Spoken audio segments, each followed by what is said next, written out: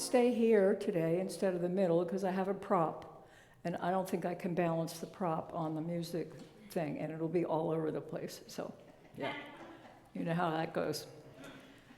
All right, so today, there's a joke first, and it says, how many church members does it take to change a light bulb? If you're Pentecostal, the answer is 10. 1 to change the bulb, and 9 to pray against the spirit of darkness. If you're a Baptist, the answer is at least 15. 1 to change the light bulb, 2 or 3 committees to approve the change. Somebody laughs, they're Baptist. And only 1 person to bring a casserole. If you're a Lutheran, the answer is none. Lutherans don't believe in change. If you're a Mormon, the answer is 5. 1 man to change the bulb and 4 wives to tell him how to do it. If you're Amish, the answer is, what is a light bulb? And finally, okay, this is us, our New Thought people. How many of us would it take to change a light bulb? Here it is. We choose not to make a statement either for or against the need for a light bulb. However, if on your own journey you have found that light bulbs work for you, that's fine. You're invited to meditate upon it, journal about it, about your personal relationships with your light bulb, and share it next month at our annual Light Bulb Sunday service, in which we will explore a number of different light bulb traditions, including incandescent, fluorescent, 3-way, LED, long life, and tinted, all of which we believe are equally valid paths to luminescence.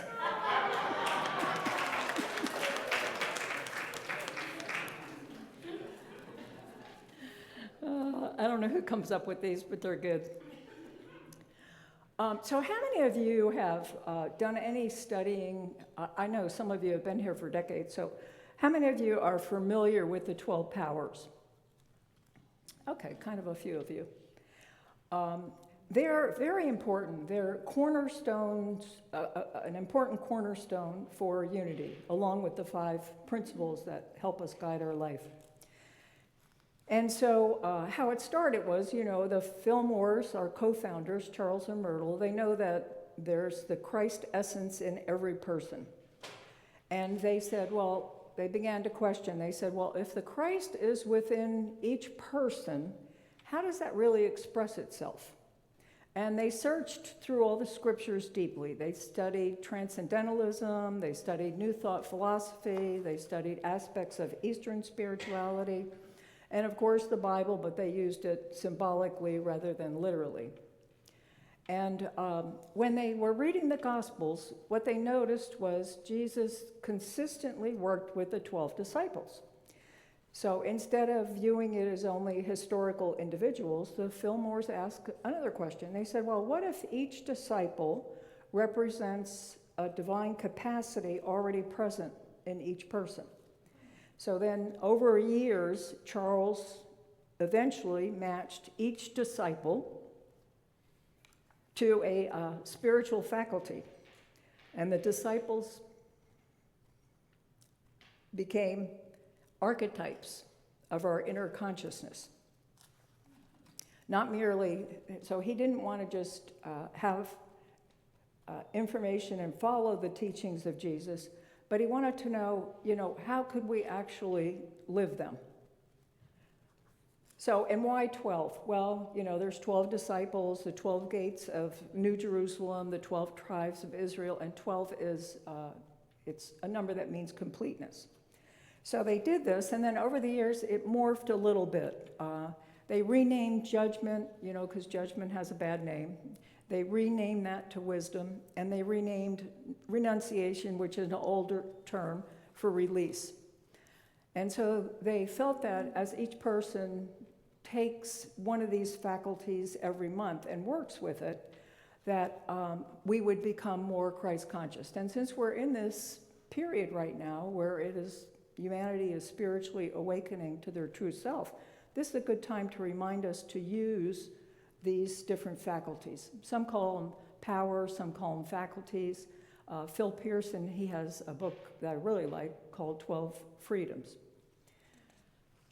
So what it means is if you use these, the fruit of your labor will up-level your Christ consciousness. So what we want to do is we want to call them forward in us so that they quicken in us and they develop in us. So each month, Unity celebrates one of these powers, one of these faculties. And today, or in July, which is the month we're in, it's the color of gold, which our office manager, she has the gold color on today. So if anybody needs a reminder, Vanna up there, she'll tell you what the color of gold is, right? So, and the apostle is Thomas, and where it is in the front part of our brain. So everybody touch the front part of their brain. That's where it is. So when we're calling forth this power, which is understanding, in July, it's understanding, that's where we call it from. And so why Thomas? Well, it was the 5th time that Jesus, after the resurrection, he appeared to his disciples, or apostles, disciples, and Thomas wasn't with them. And they said, yeah, Jesus really appeared. And Thomas said, oh, I don't know if he really appeared.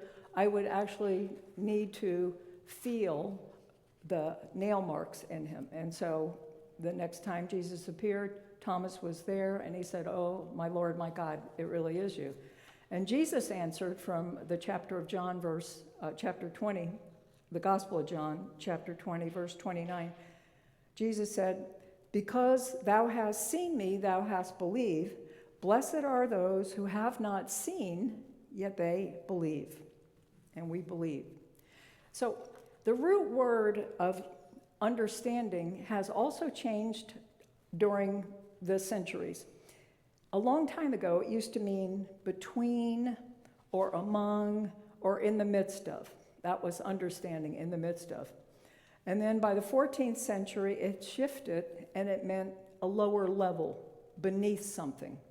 And I like that shift, because our minds can only handle so much or reason so much. We can reason, we can have that intellect, we can comprehend, but we know when we comprehend with our mind, it's only a bird's eye view of the universe, isn't it? When we open to spirit, we get a whole lot more, right? So there's 2 levels of understanding. The first one is the intellectual one, and that's the learning mode. So we observe something, we record it, we repeat it, and we know that we understand it when we can actually explain it. And we need this understanding for life, right? Because there's so many things that we have to figure out, especially at this period of time. So it's the mind's ability to gather the facts and make a decision. Spiritual understanding is a whole different kind of understanding, because that's a learning from spirit. And when we want to know something, we always ask, why is this in my life? Even if we have a well-built argument about something, have you ever had the experience where somebody says, well, no, it's got to be this, this, and this, and this, because here. And then you're like, something doesn't feel right, and you just know, and you maybe wait a day or two, and then all of a sudden something comes through your intuition, your spiritual understanding. So intellectual understanding is, I know about it, but spiritual understanding is, I know it because I've either gotten downloads or I've lived it. So intellectual understanding is about information. Spiritual understanding is about transformation. Amen. Intellectual understanding is about the head and the analysis of everything. And spiritual understanding is heart and soul and an inner knowing. So there's a big difference.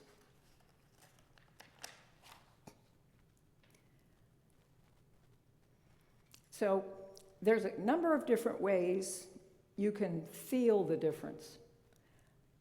have you ever studied, say, something about, maybe underwater scuba diving or snorkeling or an old growth forest, but then when you actually experience snorkeling somewhere where there's all kinds of critters and all kinds of colors, it's a whole different experience. When you walk or hike through an old growth forest, what you learned is nothing compared to the experience of going in it.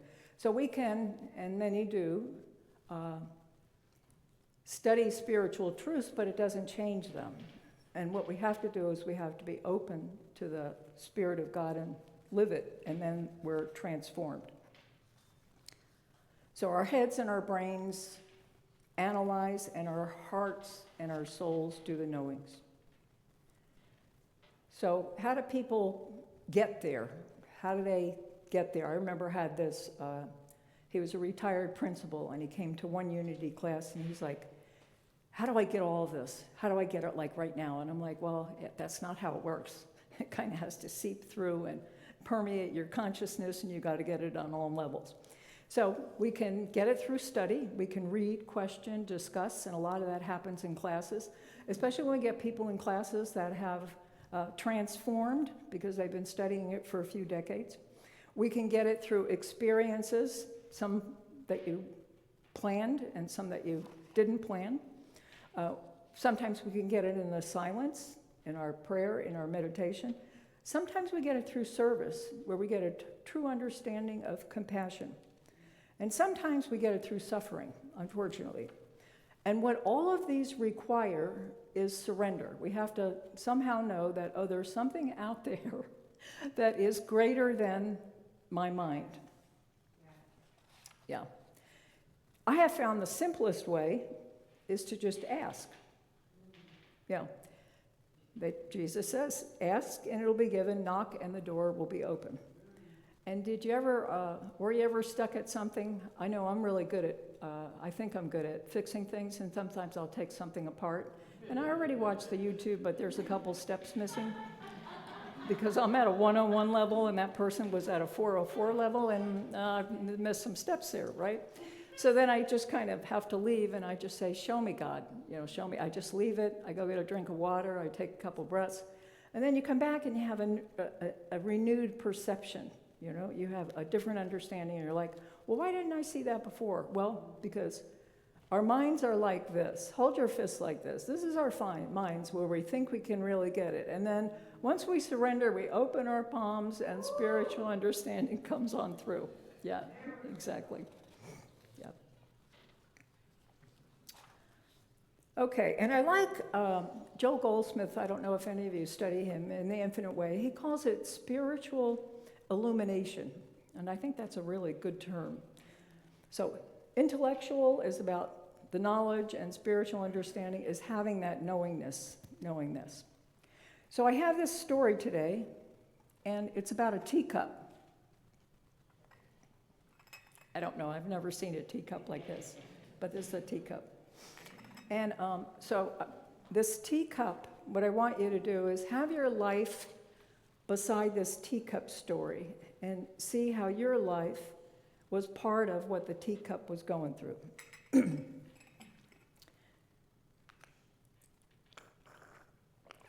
So this couple, they go to England and they go to this shop. They both like antiques and they like pottery. And one day they're in this beautiful shop and they see this absolutely beautiful teacup. And so they say to the shopkeeper, hey, can we see that teacup? And the lady hands it to him, and suddenly the teacup speaks. And the teacup says, you don't understand. I haven't always been a teacup. There was a time when I was red and I was clay. The master took me, rolled me, patted me over and over, and I yelled, let me alone. But he smiled, not yet. Then he placed me on a spinning wheel, the cup said. And suddenly I was spun around and around and around. Stop it! I'm getting dizzy, I screamed. But the master only nodded, not yet. Then I was put in an oven. I never felt such heat. The teacup said, "I wonder why anybody would want to burn me." And I yelled, and I knocked at the door. I could see him through the opening, and I could read his lips, and he shook his head and said, "Not yet." Finally, the door opened. He put me on the shelf, and I began to cool, and I thought, oh, thank God, that's better. And then he brushed and painted me all over. The fumes were absolutely horrible. I thought I would gag. Stop it, I cried. He only nodded, "Not yet." Then suddenly, he put me back in the oven. Not like the first one, this one was twice as hot. And I knew I would suffocate. I begged, I pleaded, I screamed, I cried. All the time, I could see him through the opening, nodding his head. "Not yet." Then I knew there wasn't any hope. I would never make it. I was ready to give up. But the door opened, he took me out, placed me on the shelf. 1 hour later, he handed me a mirror and said, "Look at yourself." And I did. I said, "That's not me. That couldn't be me. It's beautiful. I'm beautiful." Then he spoke. "I want you to remember then," he said, "I know it hurts to be rolled and patted." Anybody ever felt like they've been rolled and patted? "But if I left you alone, you would have dried up. I know it made you dizzy to spin around on the wheel, but if I had stopped, you would have crumbled. I know it hurt and it was hot and disagreeable in the oven." Anybody ever felt like they've been in an oven in life's experiences? "But if I hadn't put you in there, you would have cracked. I know the fumes were bad when I brushed and painted you all over, but if I hadn't done that, you would have never hardened. You would have never had any color in your life. And if I hadn't put you back in the second oven, you wouldn't survive for very long because the hardness would not have held. You're a finished product now. You are what I had in mind when I first began with you." Amen. So the moral of the teacup story is God knows, and you can say God or universal intelligence or whatever term works for you, Mother, Father, God. God knows what God is doing for all of us. God is the potter, and we are God's clay. God is molding and making us so that we will be made into a flawless piece of work to fulfill God's good in us. So may the teacup story become our story as we willingly yield to the potter's hand. So remember, all those things for spiritual understanding require surrender. So as we reflect on the teacup's story, maybe you'll remember it by Wednesday. I always feel like messages are successful if somebody can remember them by Wednesday, including myself. What was that on Wednesday anyway? Yeah. So events may come up in our lives and we can feel like we've been rolled over, spun around, put in a fire. We didn't think we would survive. Yet as we surrender willingly and sometimes unwillingly, we learn the lessons on our soul's path. So we always have free will. We don't always have to say yes to things. But then we get to do it, come around again and do it. So when we reflect sometimes on things that have happened in our lives, and I know many of you have had this experience, you're like, oh, that's why that happened. Wow, and it turned out much for the better. Oh, that's why that happened. And now, so much is for the better. So we realize those experiences made us who we are today. I don't quite like the word hardened, maybe more compassionate, more loving, more kind, more understanding, especially of all of humanity.